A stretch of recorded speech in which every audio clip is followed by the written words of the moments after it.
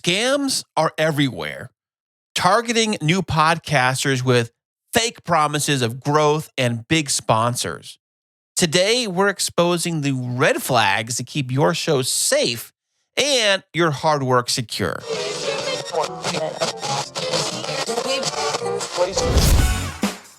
Sound matters. Be heard. Welcome to the podcast where you get exclusive behind-the-scenes tips to make your own show sound truly spectacular. This is Podtastic Audio.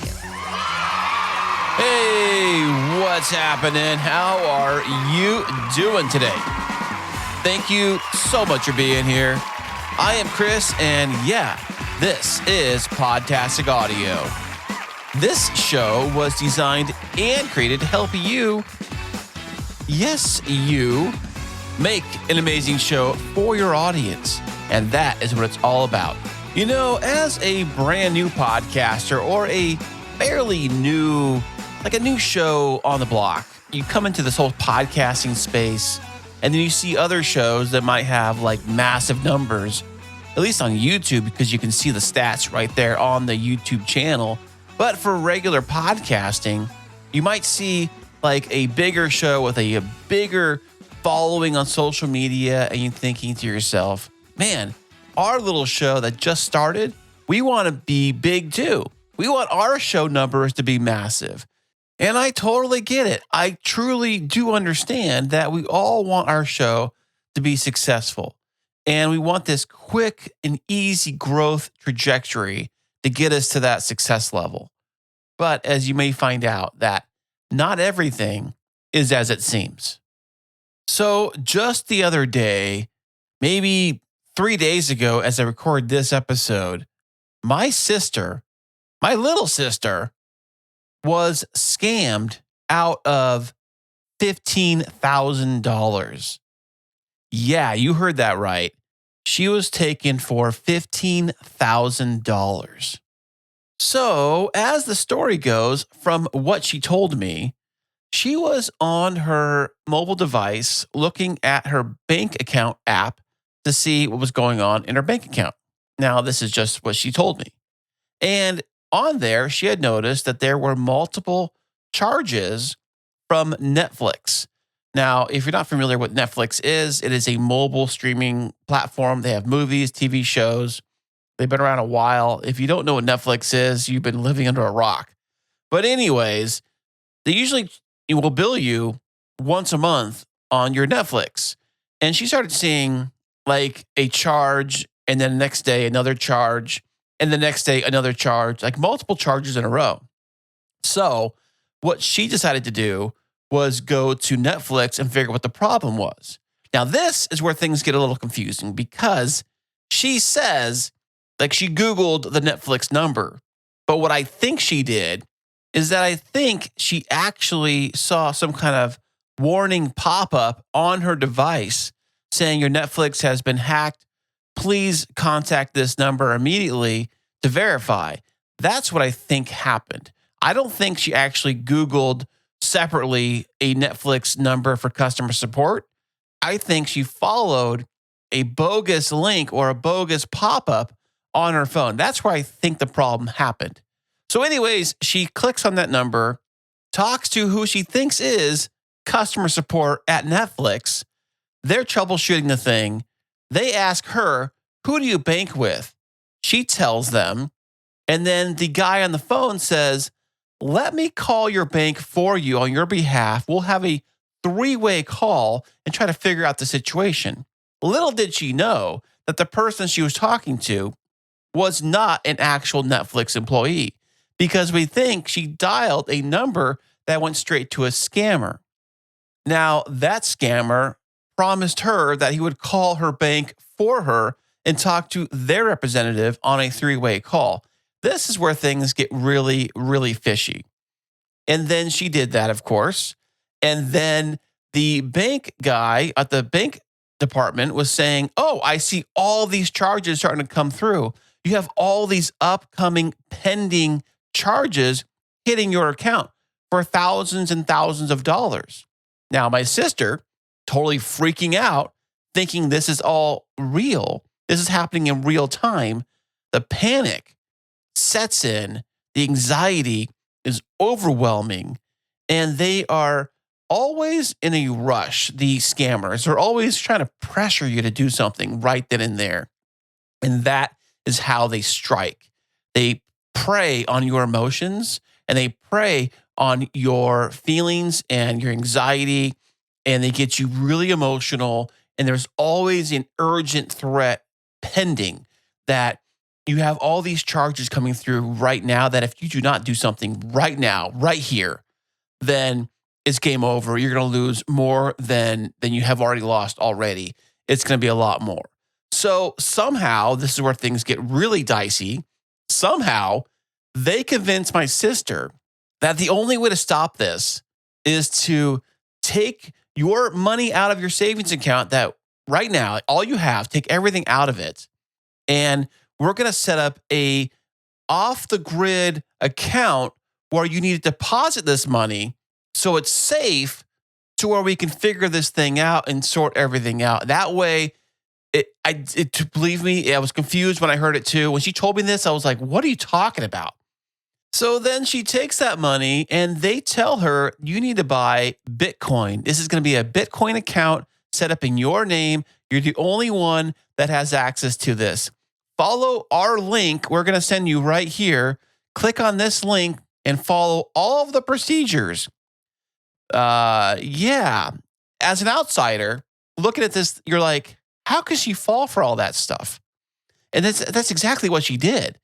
She took her cash herself, took it out of the bank, and then she went to a Bitcoin place, a Bitcoin kiosk, and followed their instructions with their links and their codes and everything they say to do. And she took her own money and literally handed it over to the scammers willingly with this whole scam they had set up, thinking this was going to be the way to actually save her money, save her account from being hacked, that she had to follow these instructions, that this was the only way. And the reason why she fell for this is because when you are put in a situation where you are super stressed out, very emotional, very scared, and you feel like there's an urgency to act quickly and make a decision right now, you will always make the wrong decision. And that is exactly what she did. So if you're ever in a situation like my sister, you need to take some time to reset and actually think about things. That is one thing the scammers will not let you do. If you're being scammed at all from any kind, there's all kinds of scams out there, but the main goal of all these scams is to basically take the money out of your pocket and put it into their pocket. Now, however they do it and whichever ways they like to put it together and all these different stories and scenarios and different things, at the end of the day, they're only there to get your money. And here's some quick things to think about is that if you're on the phone with them and they have a certain urgency about the matter at hand, they are rushing you to make a decision and they're pointing you towards a decision that they came up with and they are rushing you to make that decision, a red flag, totally a red flag. Another huge red flag is if they say the only way to fix the situation you're in right now is to pay us, red flag, of course, but also if they say pay us in Bitcoin, or you have to pay with Bitcoin or buy Bitcoin or gift cards.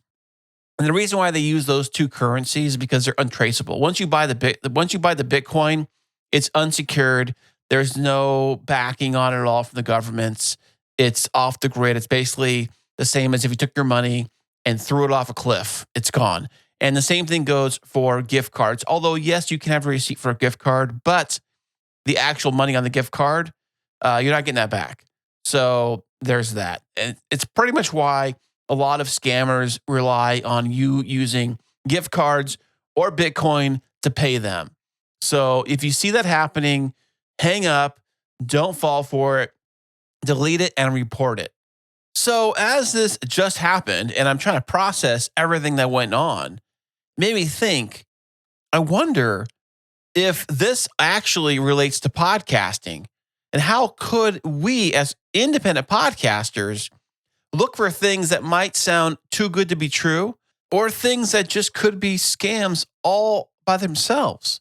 So I'm going to go over some of these scams that target podcasters, what you need to look for, and how you can avoid them. So the very first one I have on here is the fake listener boost services. Now, I've talked about these before. I'm sure you've seen them before. Usually the way it works is the scammer they claim, it's always a big one. They claim that they can honestly, instantly boost your podcast downloads, listens, or even ratings by thousands. I mean, they guarantee it. And they always will say something like, with a money back guarantee.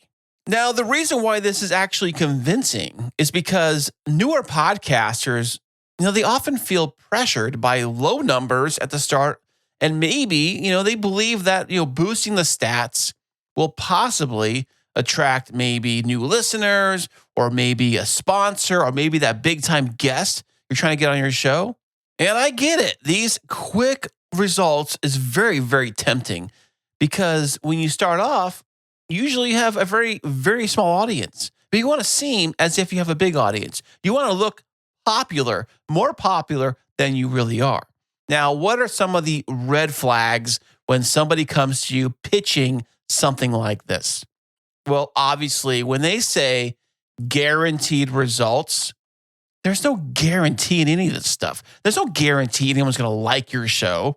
There's no guarantee you're going to get a huge number of followers or downloads. There's no guarantee in any of this kind of stuff. If I said, hey, put $500 on this roulette wheel, bet it all on black, and I guarantee you're going to win, you'd be like, I don't know if it's a guarantee or not. All these other numbers and all these other colors are on the board.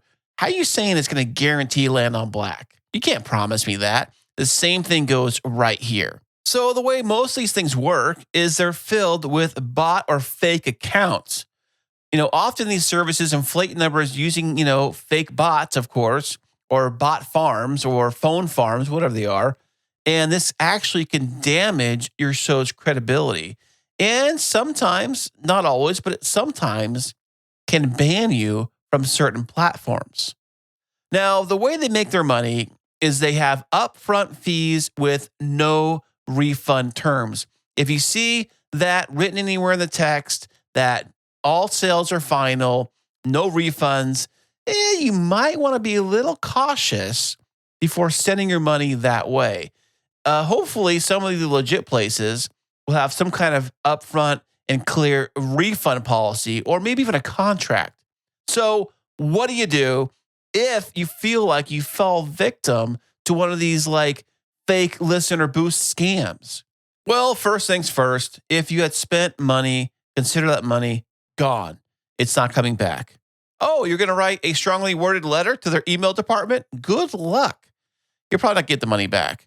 But you have to realize that a lot of these quick audience growth schemes and scams that are out there, you should already realize that podcasting growth takes time. It takes years to build not even a massive audience, like a decent size audience.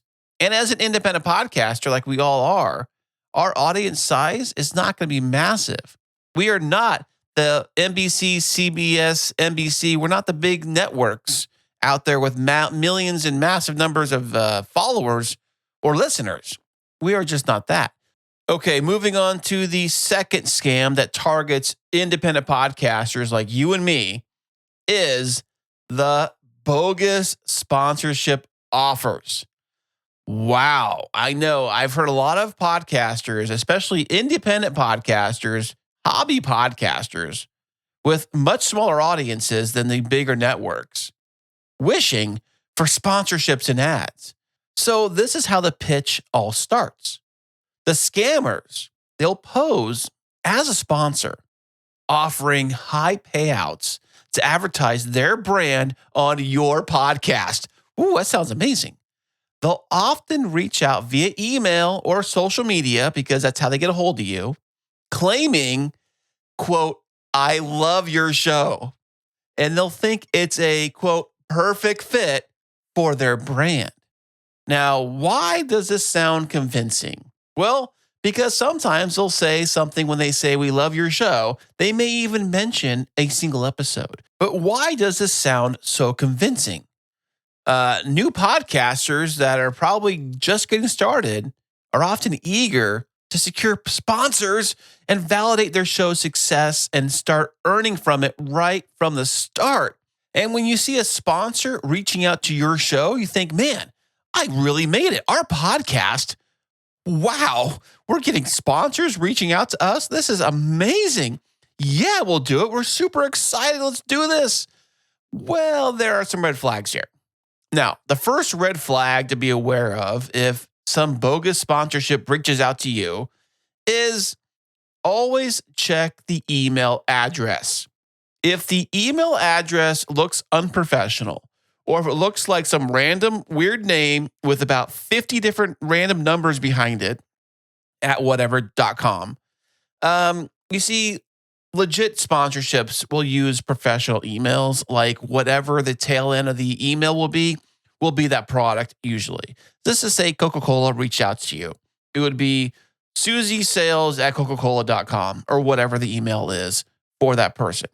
So if they're using generic emails like Gmail or Yahoo, try to be aware of those things. Chances are they are not a legitimate sponsorship if they're coming from a free email service.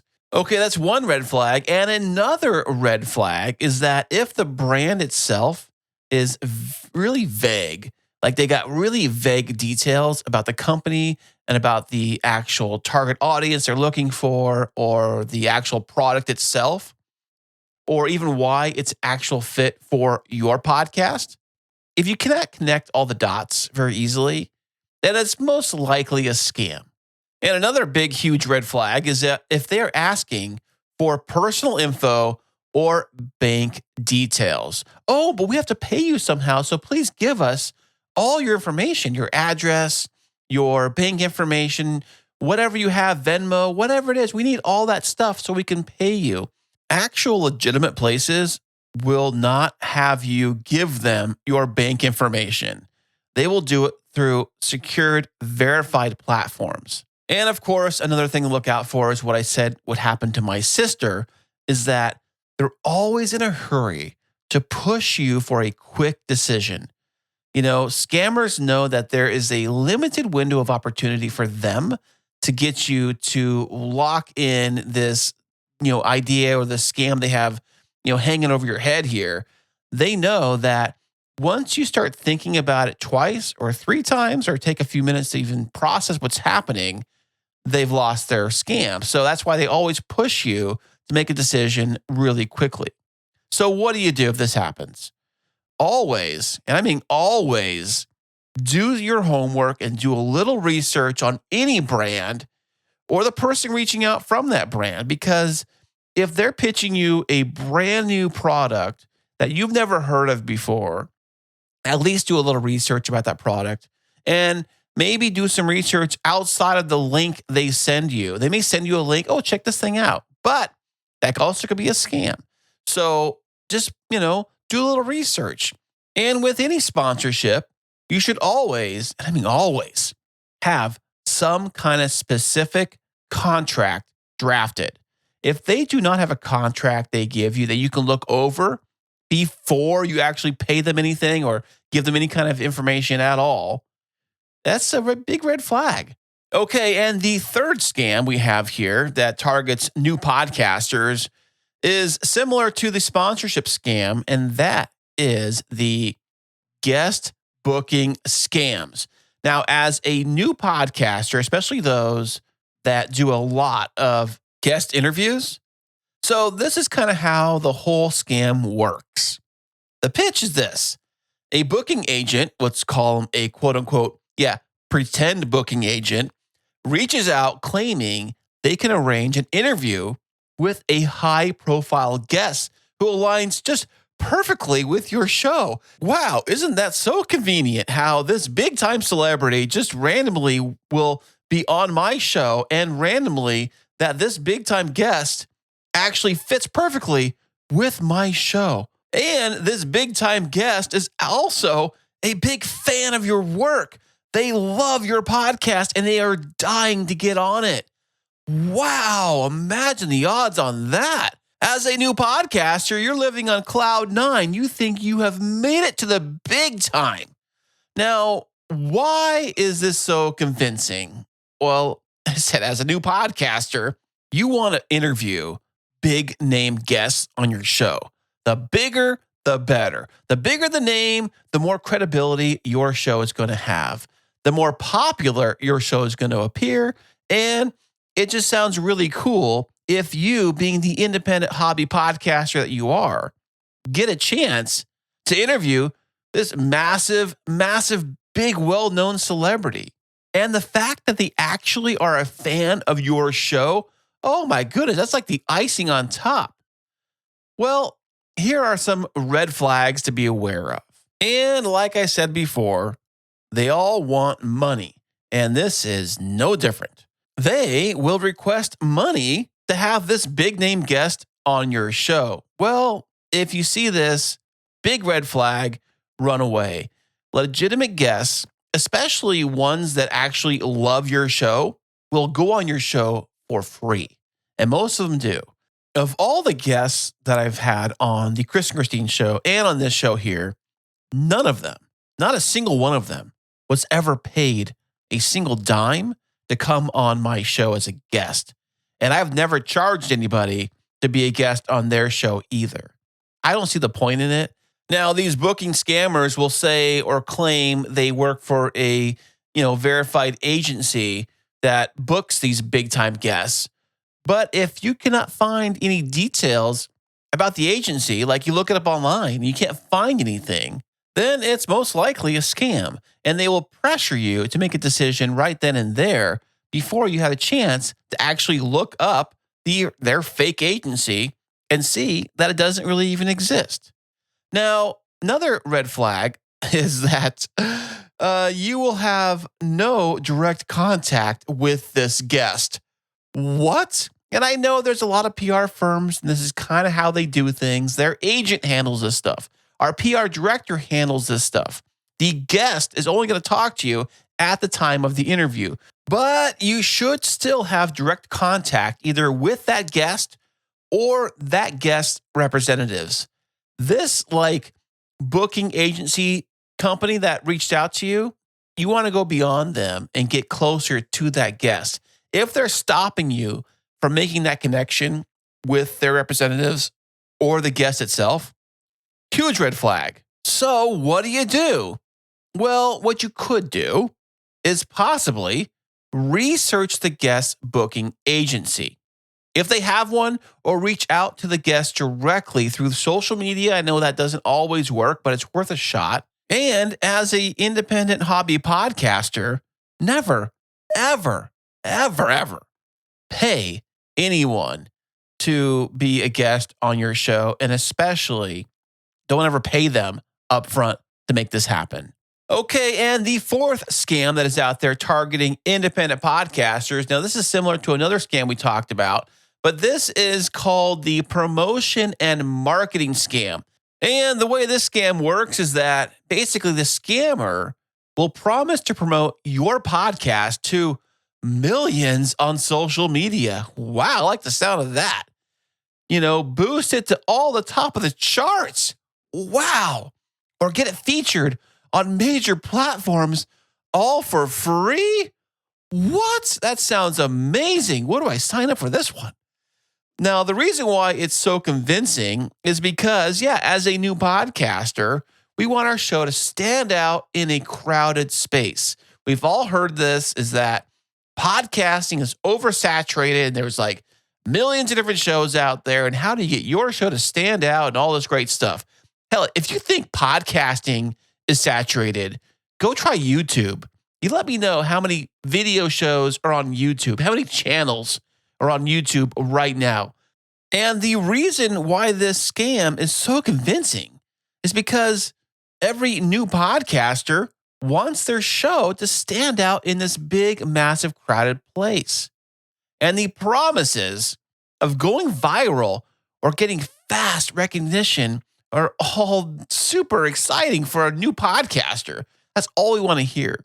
We want our show, even though we just started yesterday, we have one episode out. We want our show to be amazing. We want a big audience. We want all these great, wonderful things. We want millions and millions of downloads. But like with any of these, there are some red flags to be aware of. Now, the first one is kind of obvious because if anybody ever approaches me about how we can promote your podcast and how we do it and all these wonderful promises they promise me on my show, the first thing I want to know is, well, how do you do that? How are you doing that? Because if you doing something that I can just replicate and do it myself, well, I'll just do it myself. So the problem is that usually these places do not have a very clear promotional method. The service does not explain how they do this or how they promote your show really at all. Yeah, I'd be a little cautious about that. Another thing to really worry about is if they promise you, obviously, the millions of followers claim, like I said earlier, with the guaranteed downloads, millions of followers downloads, these are often, inflated numbers. And they may use bots, obviously, or fake accounts, obviously, bot farms, obviously, to generate a temporary spike in engagement. Now, like all scams, there's always a quick rush to get you to pay for these services. Scammers might use techniques like special pricing or limited time offer. If you book now in the next 5 minutes, we'll throw in an extra 2 million followers to your channel. So what do? You actually have to stick to proven promotional strategies, such as maybe guest appearances. You be on somebody else's podcast promoting your show is a great and fantastic way to get your show out to different listeners that don't already know you. Being a guest on other people's podcasts is a great way to promote your show. That is one way to do it. And that costs you only your time, not actual money. And another great way to promote your show is to be active on social media. And when I mean active on social media, I'm not just talking about posting. New episode out, here you go. Here's the link. Check it out. Come look at us. Yeah, that's fun too.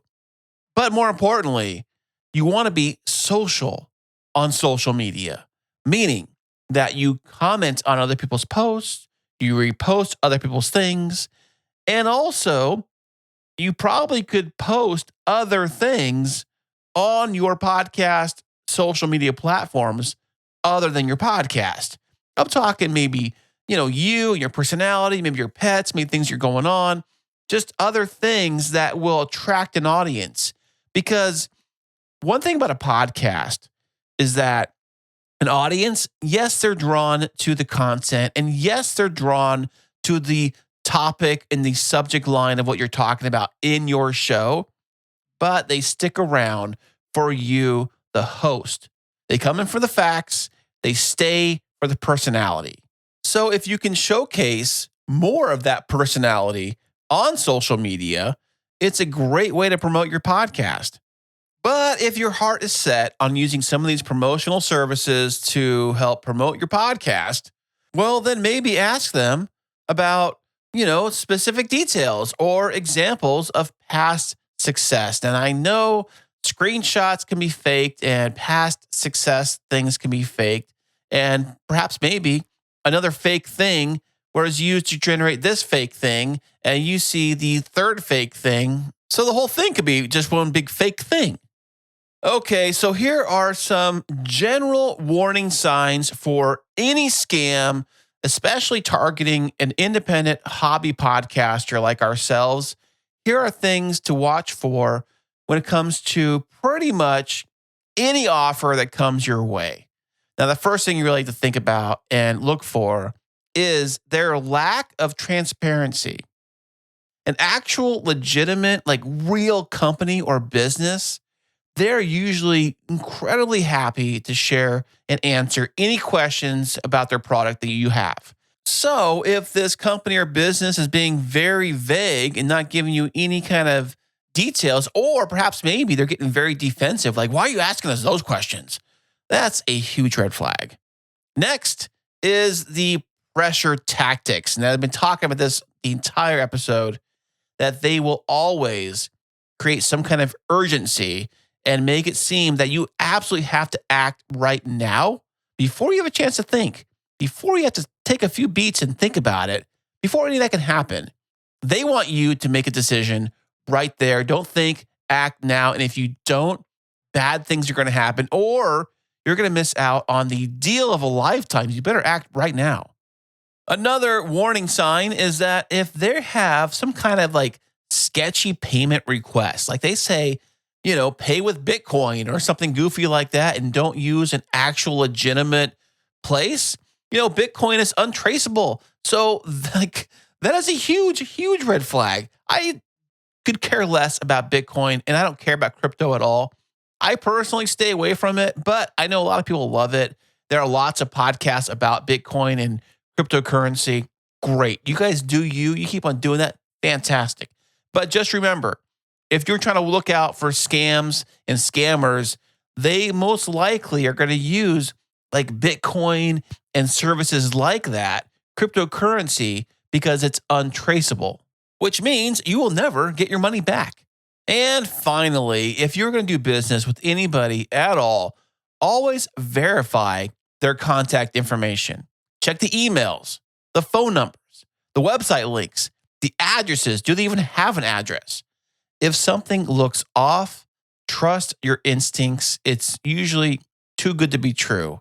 Now, if you're looking for a safer alternative to growing your podcast and maybe some promotion along the side, now try these other methods, but I got to warn you, these methods take time. And as a new podcaster that's just starting out, that might have a few episodes under the belt, and they want to look big fast, this usually doesn't work that way. Podcasting is a long, slow progression. So keep that in mind when you're trying to grow your podcast. Try community-based growth. What I mean by that is try joining some podcasting groups, maybe on Reddit or Facebook or even on LinkedIn. Yes, LinkedIn has got a ton of these groups on there.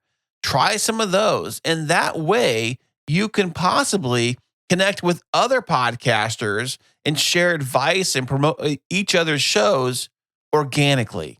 And that's the thing. Nobody wants to hear the word organically when it comes to growing your podcast, but that's how it really works. And just like social media, I just said, you can build a following on social media, engaging with actual real listeners, not bots, but actual real people. Maybe use some hashtags to help promote your show, not just the generic ones, but try to find other ways to promote your show. And of course, you always can do cross promotions. Recommend reaching out to a smaller indie podcaster for guest swaps or shout outs. This is a proven scam-free way to grow your audience. Hey, I totally get it. I get the idea of having your brand new independent hobby show that may not get massive download numbers. I get the idea of figuring out a quick and easy way to achieve success. I totally get it.